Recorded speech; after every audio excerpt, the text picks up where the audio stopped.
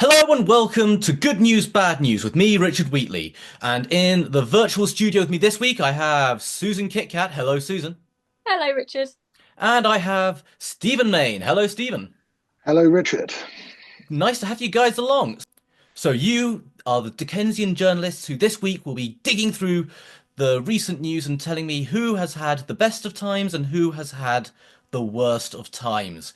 So we're going to go straight on in with some good news. So first of all, Susan, who's had some good news this week and what was it?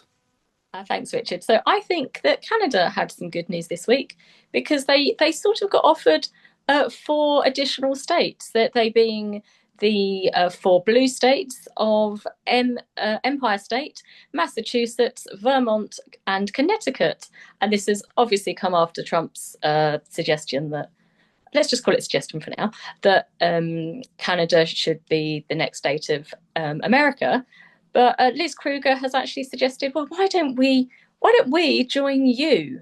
Just the four of them, and that news is coming from Newsweek. Yeah, it's an interesting one. Donald Trump going off on one saying that he wants to buy Canada and also Panama and Greenland, which I've now started. I think should now be called the Hawaii of the North. So, do you think is this good news for the northern states? Do you think they want to be part of Canada, or do you think they just rather that than be part of Trump?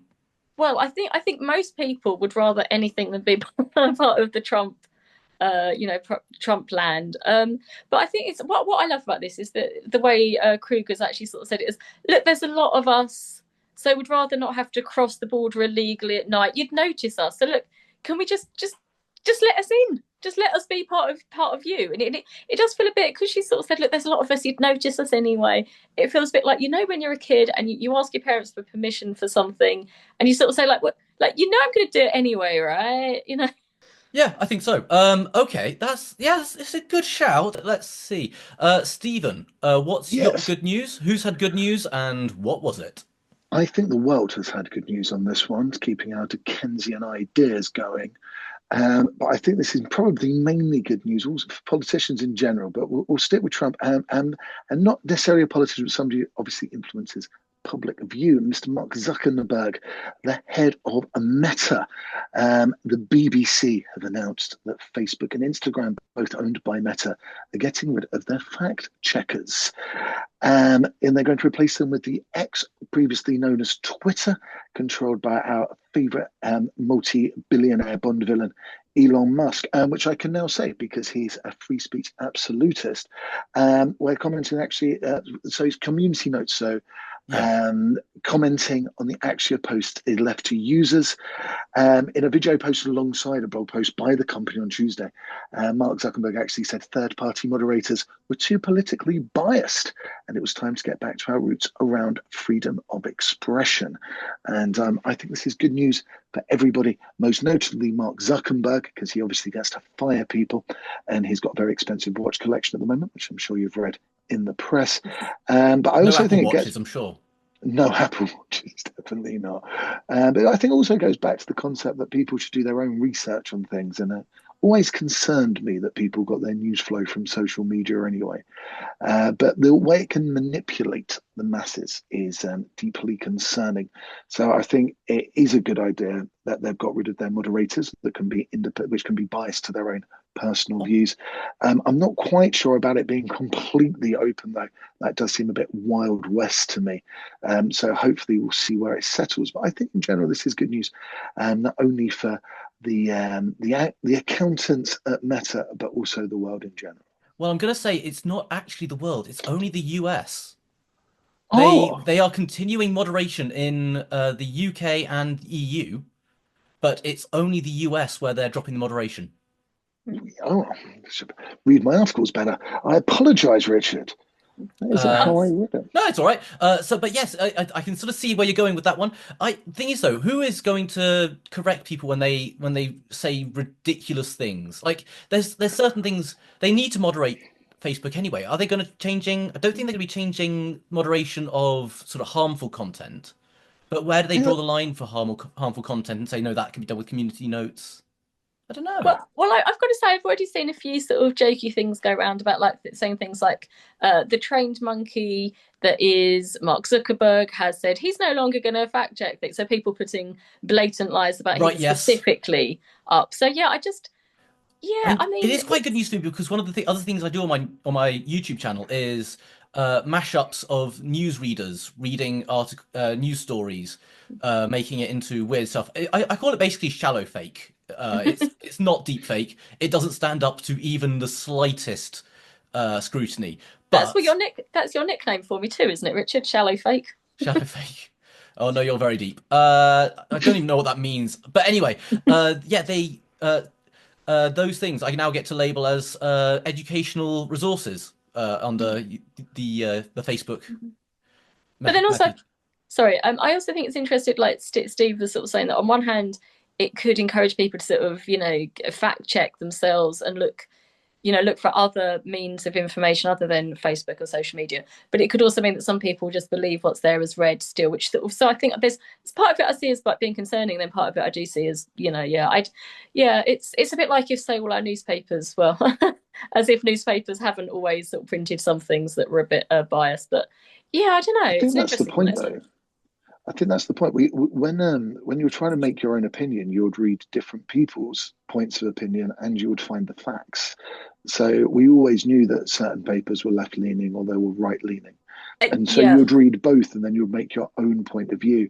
But it seems like now society has become lazy at that, and they want everybody else's opinion as facts. And opinions aren't facts; they're opinions based on the facts and how they and how that spreads. And Well, I agree. I agree with you, Steve. But actually, also, it's worth mentioning that Murdoch owned both the Sun, which was generally seen as quite right-leaning and quite sort of working class. He also obviously owned the Times, which was quite left-leaning and seen as quite middle or upper class. So, on some level, you sort of had you could have choice read the in some Guardian and the ways. Independent. Yeah, of course, You and could have read the obviously, BBC. yeah, Like yeah. that the amount of research you choose to do something, Mm. I think that that burden should be put on the individual. Like anybody walks about thinking that Zuckerberg's dead. That was the meme going around yesterday. Like Yeah, that's just bonkers. It's just bonkers. Also, And can we just fact check what his name is? Uh, I love the fact that you're throwing an extra M in there. Zuckerberg. Zuckerberg, how do you pronounce it? It's I not a think phonetic language, and all I think words are it's just made up. Zuckerberg. I yeah, just think there's an Zuckerberg, M. yeah, I've always said Zuckerberg. Zuckerberg, but then I say tomato. But you know, I why say not? tomato, you say tomato, sort Why of not thing. just throw an M in there? It's great. Like, yeah, we can just start see how many letters you can sneak into his name before he finally decides that actually maybe content moderation is necessary. Just don't throw an X in.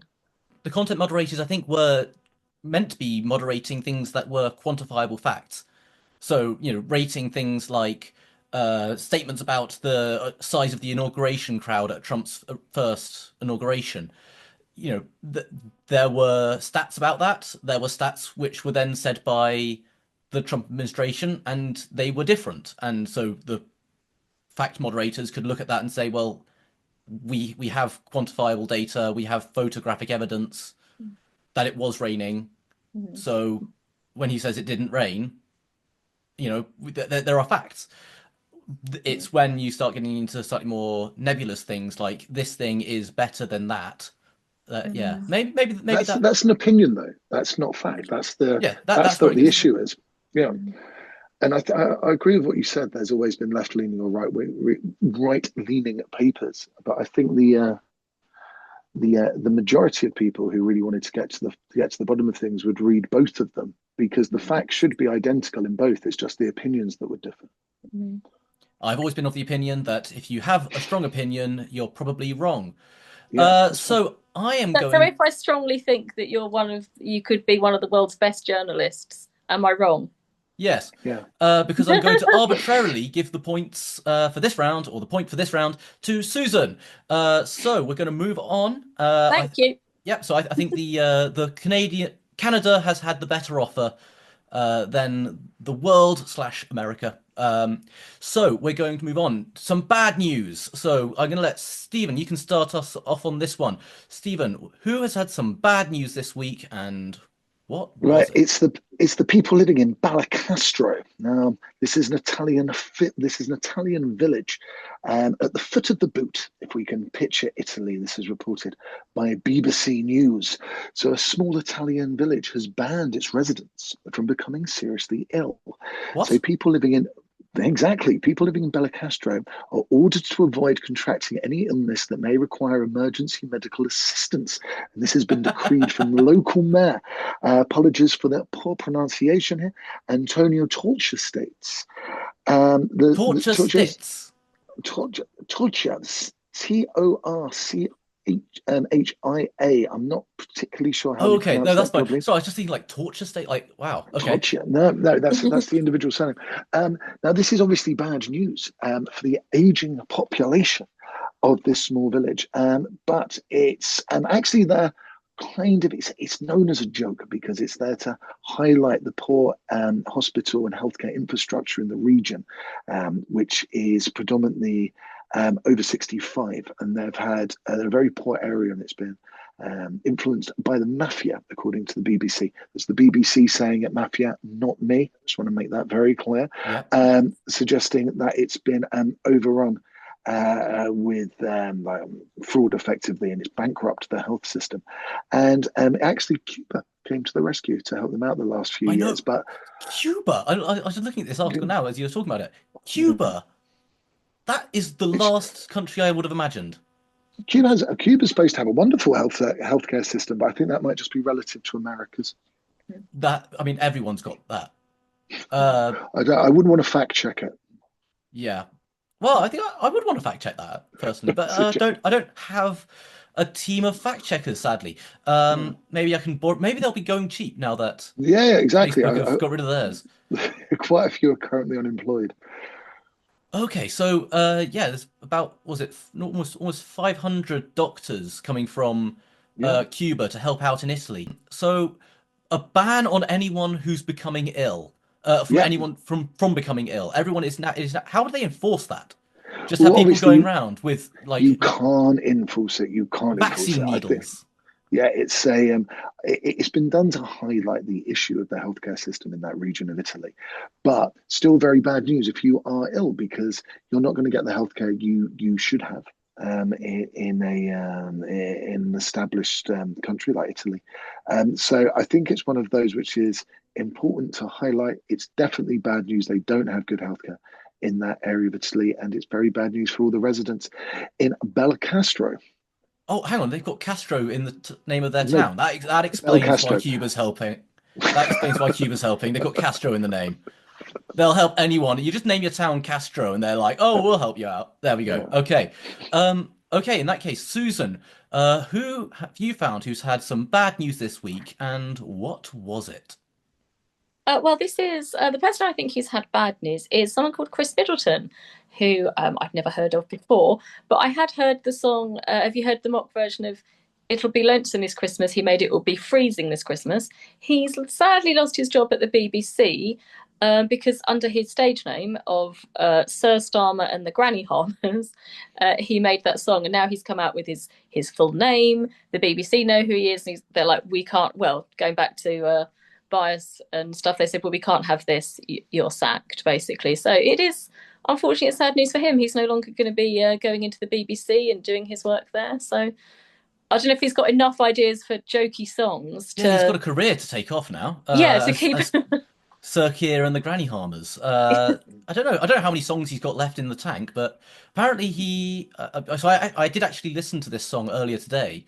As it happened, I was just trying to listen to it, and yeah, it's actually pretty good. And yeah. also, it's a song which I thought was by Elvis Presley. I don't know if he covered it or if it um just is something which sounded Elvis Presley-ish. I Elvis think Presley Elvis never wrote a Presley did song. enough. I think Elvis Presley did Santa Claus is not Santa Claus, a song about Santa Claus, another Christmas song, but I'm not sure Yeah, about this I one. think maybe it's just I think Mud maybe just had a Elvis sound to them, which made me think that they were, there's a lonesome this Christmas sort of thing. That's a good Elvis, Yeah, no, Richard. That's a good I Elvis. think it was the 70s as well. So I think that would put it quite not quite in Elvis's Okay. timeline sort of thing, Ah. sadly. No, yeah, that does make sense. yeah, it's obviously down to Steve to try to find the positive in this, but I would say that could be a good step. Well, he's raised 50,000 for Age UK, which I think is incredible, and he should be congratulated for.